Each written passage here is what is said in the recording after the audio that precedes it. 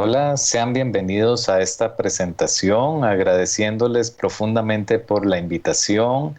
Es para mí un gusto poder compartir con ustedes sobre este tema de influenza en tiempos de COVID y concretamente sobre el impacto de la vacunación durante el embarazo y la edad fértil.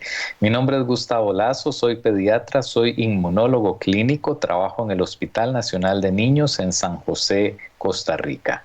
Estos son mis conflictos de interés. He recibido honorarios por asesoría externa de los principales fabricantes y comercializadores de vacuna. Esta conferencia va a ser estrictamente científica y no promocional.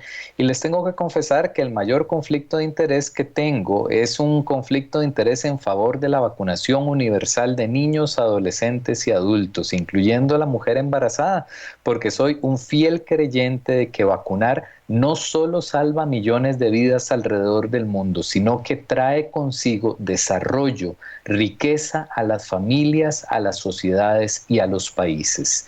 Puesto esto sobre la mesa, pues vamos a conversar sobre estos 5 puntos. Vamos a hablar sobre la vacunación y espero convencerlos de que la vacunación ya no es un tema de niños. Vamos a conversar sobre la unidad materno-fetal vista por el inmunólogo y espero también tratar de convencerlos de que la unión materno-fetal, la unidad materno-fetal es una mina de oro desde el punto de vista inmunológico.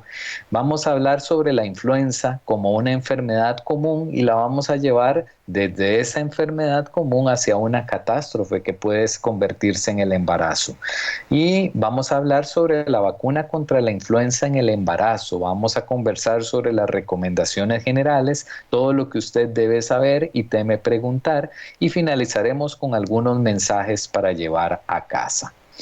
Bueno, vamos a conversar sobre un pequeño marco epidemiológico sobre las enfermedades prevenibles por vacunación. ¿Es las enfermedades prevenibles por vacunación un tema de niños?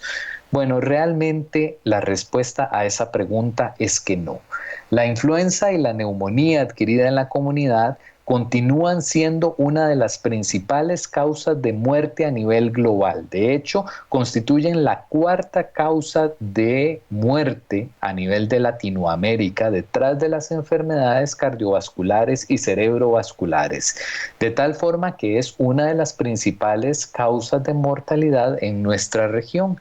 Y los decesos debidos a enfermedades prevenibles mediante vacunas ocurren predominantemente en adultos. ¿Por qué? Bueno, básicamente porque los adultos mostramos una mayor susceptibilidad a enfermedades prevenibles por vacunación. Los pediatras, y esto es modestia aparte, hemos hecho un gran trabajo previniendo enfermedades por medio de las vacunas. Pero la protección que confieren las vacunas no es eterna. Hay una pérdida paulatina de la protección generada por las vacunaciones de la infancia a lo largo de la vida. Hay una disminución de la inmunogenicidad que dan las vacunas en relación con las patologías crónicas que vamos padeciendo a lo largo de la vida. Por otra parte, el sistema inmune se va comportando diferente en diferentes momentos de la vida y a esto le llamamos senescencia inmunológica. No debemos ver al sistema inmune como algo que envejece, sino como algo que se va adaptando a diferentes momentos de la vida. Y adicionalmente, nuestro cuerpo va envejeciendo y se va volviendo más frágil, producto de la acumulación de patologías a lo largo de nuestra vida. Y la acumulación de estas patologías nos va haciendo más frágiles y más vulnerables a las consecuencias de las enfermedades prevenibles por vacunación y nos va haciendo más difícil responder a los antígenos que vamos a aplicar por medio de las vacunas. De tal forma que nosotros podemos intervenir con vacunas en todos los momentos de la vida y las enfermedades prevenibles por vacunación deben ser atacadas en todos los momentos de la vida. La vacunación ya no es un tema exclusivamente de los pediatras, porque señoras y señores, estimados colegas, está envejeciendo nuestra población y eso hace que los pediatras sigamos haciendo nuestro trabajo, pero para los médicos que atienden adultos, adultos mayores, mujeres embarazadas y otras poblaciones que ya no son niños, pues tenemos que introducir el tema, perdón, tenemos que introducir el tema de las vacunas. Las vacunas actualmente forman parte del estándar de cuidado de múltiples enfermedades y de múltiples poblaciones a lo largo de la vida. Ocurren varios cambios fisiológicos durante el embarazo que pueden afectar tanto el reconocimiento como la respuesta inmune a la infección. Ocurren cambios cardiovasculares, entonces hay un aumento de la frecuencia cardíaca y de la volemia, ocurre un aumento también del consumo de oxígeno, ocurren cambios respiratorios que se constituyen en una disminución de la capacidad pulmonar, y a nivel inmunológico pues hay un cambio de la inmunidad mediada por células a la inmunidad mediada por anticuerpos, lo cual puede traducirse en una disminución de la respuesta inmunológica hacia las infecciones. La falta de reconocimiento de los síntomas de infección debido a la similitud de los cambios que ocurren durante el embarazo puede conducir a una reducción no solo del diagnóstico, sino del tratamiento temprano de una infección, y por lo tanto eso se asocia a un mayor riesgo de complicaciones relacionadas con eventos infecciosos durante el embarazo. Entonces, el embarazo no es una situación sencilla porque nos simula muchos eventos infecciosos. Muchos eventos infecciosos se confunden con situaciones fisiopatológicas normales del embarazo, y el sistema inmunológico es un sistema inmunológico que ha perdido la capacidad de reaccionar en una forma totalmente satisfactoria a los insultos infecciosos. Y esto lo vemos en esta gráfica que a mí me gusta mucho. Ustedes pueden ver cómo en diferentes momentos de la vida pues nuestro sistema inmunológico se va adaptando, y el embarazo es una situación completamente anormal. El embarazo sustituye su capacidad de respuesta celular a las infecciones por una capacidad totalmente mediada por anticuerpos, y aumenta su capacidad de tolerancia inmune a diferentes antígenos por razones obvias, por razones de que estamos enfrente de un haplotipo que no es un haplotipo normal para esa mujer gestante y que amerita una respuesta de inmunotolerancia. De otra forma, tal que si no existiera esa inmunotolerancia, pues se darían unas reacciones de rechazo a ese individuo que está en el útero gestante. Por otra parte, durante todo el embarazo ocurren una serie de fenómenos inmunológicos que son muy interesantes de estudiar, y son fenómenos inmunológicos que inciden directamente sobre la programación inmune de ese feto, de ese embrión, de ese ser vivo que se está gestando. En el primer trimestre se da el inicio y consolidación de la hematopoiesis a partir de los progenitores hematopoyéticos. Durante el segundo trimestre aparecen macrófagos en el intestino y aparecen las células T, que son células particularmente importantes en el sistema inmune adaptativo, y al final de este segundo trimestre ocurre la transferencia de anticuerpos, se inicia la transferencia de anticuerpos hacia ese recién nacido a futuro. Durante el tercer trimestre ocurren que hay pocas células dendríticas, macrófagos inmaduros, células T periféricas, hay una limitada polarización TH1 y hay producción de interferón con una limitada función NK, y por supuesto se completa la transferencia de anticuerpos hasta este recién nacido. De tal forma que durante todo el proceso de gestación, iniciando en el primer trimestre y finalizando en el último trimestre, nosotros tenemos potencial de programación inmune para ese recién nacido, y por lo tanto hay un efecto directo de los antígenos que esa madre tenga en su unidad materno-fetal sobre la programación inmune que va a sufrir ese recién nacido, de tal forma que todo el proceso de gestación, durante toda la unión materno-fetal, durante toda esa unidad materno-fetal, es una verdadera mina de oro para lo que es programación inmunológica. Y esto es tremendamente explotado en lo que es programación inmunológica intestinal, en lo que es programación inmunológica metabólica. Hay muchos conceptos que han derivado de estos conceptos de programación inmune. Pues yo les quiero contar que la vacunación no se queda atrás. Y entonces nosotros podemos hacer intervenciones en diferentes momentos del embarazo para contribuir a esta programación inmunológica. Y entonces vean ustedes cómo del lado materno la presencia de diferentes componentes del sistema inmunológico y su interacción con antígenos, pues definitivamente va a derivar en una consecuencia del lado fetal. Entonces la presencia de anticuerpos del lado materno pues va a generar inmunidad pasiva hacia patógenos y efectos moduladores en el sistema inmune innato y adaptativo en el lado fetal.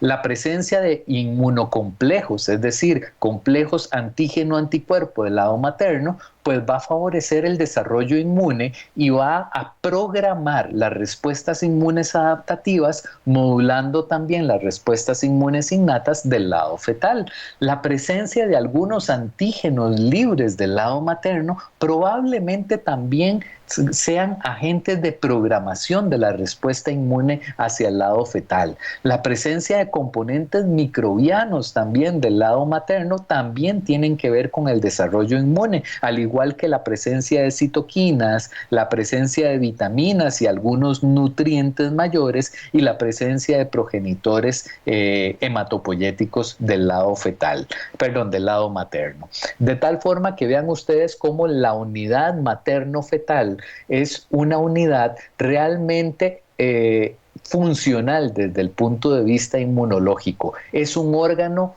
inmunológicamente activo y sumamente relevante durante todos los momentos del embarazo, no en un momento específicamente determinado. Por supuesto, de acuerdo al momento en que nosotros hagamos una intervención inmunológica, pues la consecuencia va a ser X o va a ser Y. ¿Por qué se recomienda la vacunación para las mujeres embarazadas? Pues se recomienda para dos escenarios o dos desenlaces muy particulares. Se recomienda para proteger a la mujer embarazada de infecciones que son potencialmente graves tanto para ella como para el feto no nato, de tal forma que vacunar a la mujer embarazada durante cualquier momento del embarazo podría modificar la respuesta inmunológica que está alterada por razones fisiológicas del embarazo y entonces podríamos modificar desenlaces de una enfermedad prevenible por vacunación. De tal forma que si modificamos la respuesta inmune en cualquier momento del embarazo, pues los desenlaces también se van a modificar. Y esto es cierto para influenza, tétanos, COVID-19, por ejemplo. O bien, el otro desenlace es que podríamos vacunar para proteger al bebé a través de la madre, es decir, para lograr inmunidad pasiva. Y si lo que queremos es lograr inmunidad pasiva por transferencia de anticuerpos específicos de la vacuna a través de la placenta y la leche materna, para proteger al bebé en los primeros meses de vida antes de la vacunación activa, pues lo más lógico es vacunar a finales del segundo trimestre y principios del tercer trimestre del embarazo. Por eso es que las vacunas están indicadas en diferentes momentos dependiendo de cuál es el desenlace que ustedes quieren lograr con la vacunación para ese antígeno particular. En el caso de influenza, lo que queremos es evitar la muerte de la unidad materno-fetal, porque los desenlaces por influenza son terribles, tanto para la madre como para el feto. Por lo tanto, ¿en qué momento vamos a vacunar? Desde el primer momento que sea posible durante el embarazo. Para la prevención de tosferina, lo que queremos es lograr transferencia de anticuerpos desde la madre hacia el feto. Por lo tanto, el momento ideal para vacunar es a finales del segundo trimestre y principios del tercer trimestre del embarazo. Por otra parte, la influenza es una enfermedad respiratoria con algunas características muy particulares, pues es estacional.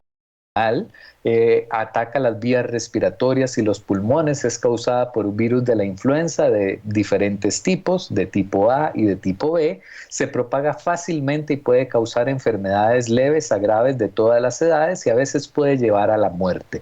Los síntomas pues se parecen mucho a los síntomas de otros virus respiratorios que están muy de moda en estos momentos: fiebre alta, escalofríos, tos, dolor de garganta, secreción, dolor muscular, dolor de cabeza, fatiga, malestar. Algunos Algunos pueden desarrollar complicaciones graves como neumonía, y la infección por influenza puede empeorar otras afecciones que tiene el paciente como asma o enfermedad cardíaca. Es muy frecuente que el adulto que padece de enfermedades crónicas y que tiene influenza sufra descompensación de sus enfermedades crónicas que son potencialmente letales. Las mujeres embarazadas y los bebés pequeños corren el mayor riesgo de desarrollar complicaciones graves de la influenza. Durante la pandemia del año 2009, cosa que ya habíamos visto en otras pandemias anteriores por virus de influenza, la mujer embarazada constituye uno de los grupos que más muere por complicaciones relacionadas a la infección por el virus de influenza.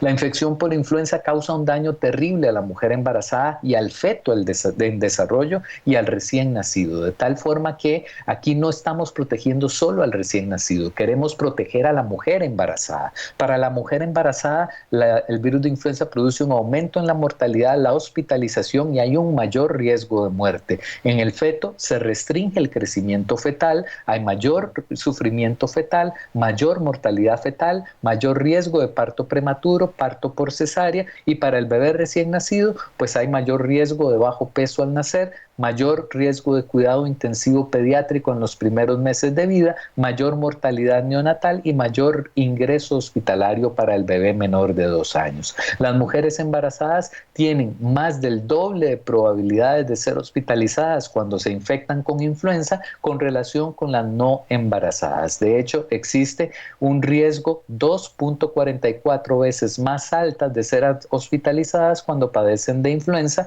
durante el embarazo comparada con aquellas mujeres que se infectan de influenza si no están embarazadas. Y esto fue probado en un estudio de revisión de 152 estudios observacionales. La mayoría de estos estudios fueron hechos durante la pandemia del año 2009.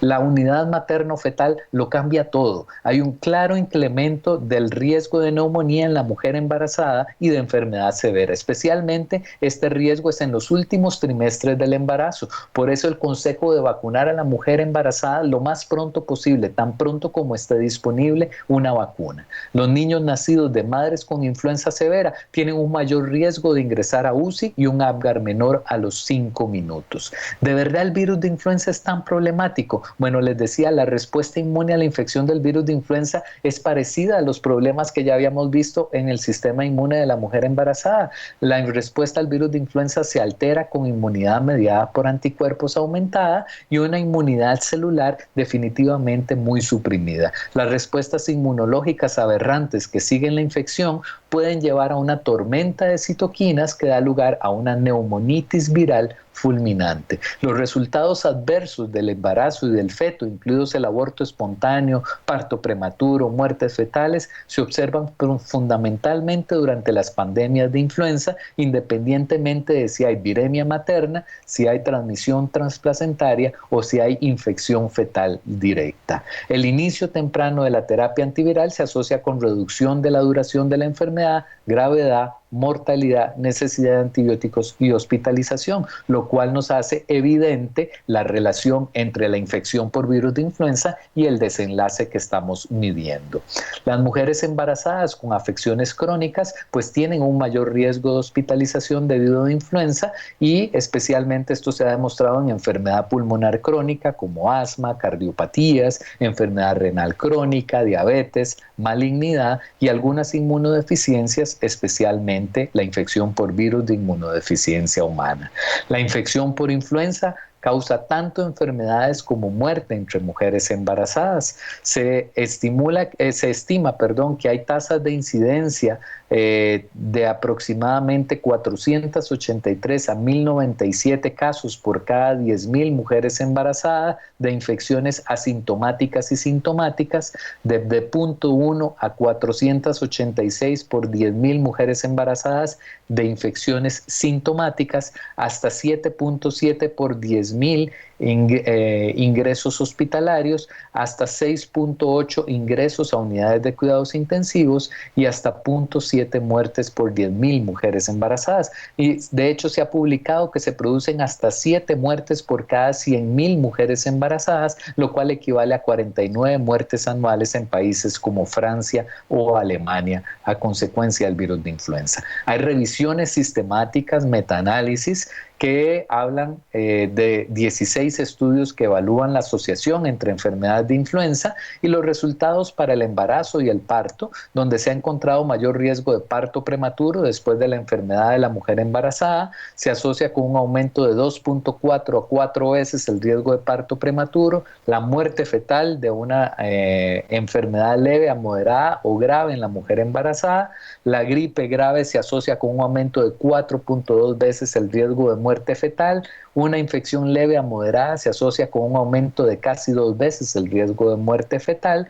Y en la pandemia del año 2009 por influenza A H1N1, esto se vio con mucho más intensidad, y esto motivó a que la Organización Mundial de la Salud recomendara la vacunación de la mujer embarazada como una prioridad número 1 en todos los países del mundo. En Reino Unido se observó un aumento de la tasa de mortinatos en mujeres embarazadas con diagnóstico de gripe de 27 contra 6 por cada 1.000 nacimientos, comparándolo con mujeres que no estaban embarazadas, pero que no se infectaron con virus de influenza. En Noruega se observó un aumento del riesgo de muerte fetal en mujeres embarazadas con diagnóstico de gripe, con un aumento en el riesgo de hasta 1.91, con un riesgo relativo muchísimo mayor cuando estaban infectadas con el virus de gripe.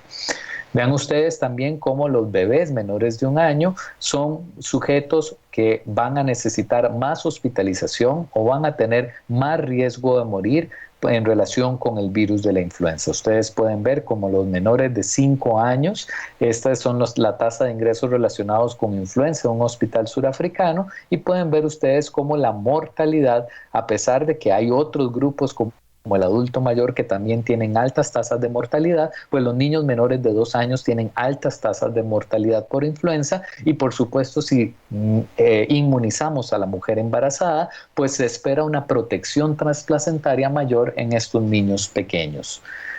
La vacuna contra influenza en el embarazo fue establecida como prioridad desde el año 1960. Las recomendaciones universales se consolidaron posterior a la pandemia del año 2009 y fueron establecidas por CDC, el Comité de Prácticas de Inmunización de los Estados Unidos, la Academia Americana de Pediatría, la Academia Americana de Médicos de Medicina Familiar y el Colegio Americano de Obstetricia y de Ginecología. La vacunación contra la influenza es un componente esencial en el cuidado prenatal de la mujer embarazada. Todas las asociaciones antes mencionadas están de acuerdo con este enunciado, y se establece que si por cualquier razón la mujer no recibe la vacuna durante el embarazo, se le debe ofrecer durante el posparto inmediato, ya que la protección durante este periodo sigue siendo importante. La lactancia materna no es una contraindicación para recibir la vacuna contra la influenza. La Organización Mundial de la Salud recomienda iniciar y expandir los programas de vacunación contra la influenza estacional a nivel mundial, dando la mayor prioridad número 1 a la mujer embarazada. ¿Cuándo? Desde el momento en que esté la vacuna disponible, desde el primer trimestre del embarazo, en cualquier momento del embarazo. Los objetivos Healthy People del 2030 establecen una cobertura objetivo del 70% de la población con la vacuna contra influenza, que debe ser lograda para el año 2030, y se estima que el 40% de las mujeres embarazadas en los Estados Unidos no se vacunan y permanecen susceptibles a los efectos de la infección por influenza. Y esto en un país desarrollado. Imagínense lo que sucede en nuestros países en vías de desarrollo con toda la inequidad de las vacunas que existen.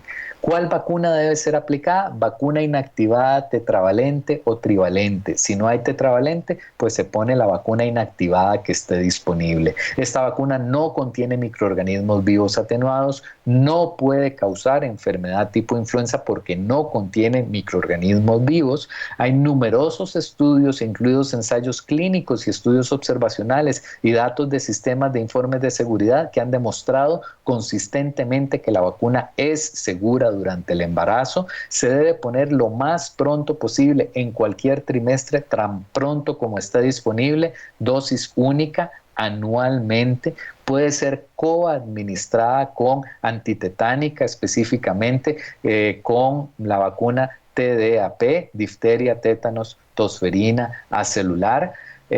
Funciona, se obtiene un beneficio, pues esta revisión sistemática que les pongo en la referencia demostró, junto con un metaanálisis, que la administración de vacunas contra influenza estacional durante el embarazo reduce la incidencia de enfermedades tipo influenza confirmadas por laboratorio en un 53% en ensayos aleatorizados y un 63% en estudios de casos y controles. No reduce significativamente la enfermedad tipo influenza y las infecciones respiratorias, pero cuando ustedes buscan con casos confirmados por laboratorio, la reducción es dramática. Existen múltiples condicionantes que interfieren o que intervienen en la efectividad de la vacunación contra la influenza, tanto en la mujer embarazada como en mujeres no embarazadas. Esto tiene que ver con la cobertura de vacunación, esto tiene que ver con la coincidencia de la cepa que está incluida en la vacuna con relación con la cepa que está circulando, con la época del año en la cual se aplica la vacuna, que coincida la estacionalidad de la vacuna, pero lo cierto es que la mejor vacuna es la que se aplica y la única vacuna que no funciona es la que no se aplica. Esta es la situación en tiempos de COVID. Ustedes pueden ver cómo la influenza ha regresado, la influenza está presente, la mayor cantidad de la influenza que está circulando en año 2020-2021 es influenza B, pero esto es totalmente aleatorio. La influenza no tiene un comportamiento regular. Específicamente en América Central y el Caribe, la influenza circula prácticamente durante todo el año. Entonces, no escatimen esfuerzos en vacunar, pongan la vacuna. Cuando el paciente tiene una actitud positiva y el médico tiene una actitud positiva y recomienda la vacuna, la tasa de vacunación es del 90%. Si el paciente no quiere vacunarse, pero el médico lo recomienda, el 70% de los pacientes se terminan vacunando. Si el paciente quiere vacunarse y el médico es indiferente o no recomienda la vacunación, apenas un 8% de los pacientes terminan vacunándose. Vean ustedes la relevancia de la actitud positiva del médico ante la vacunación.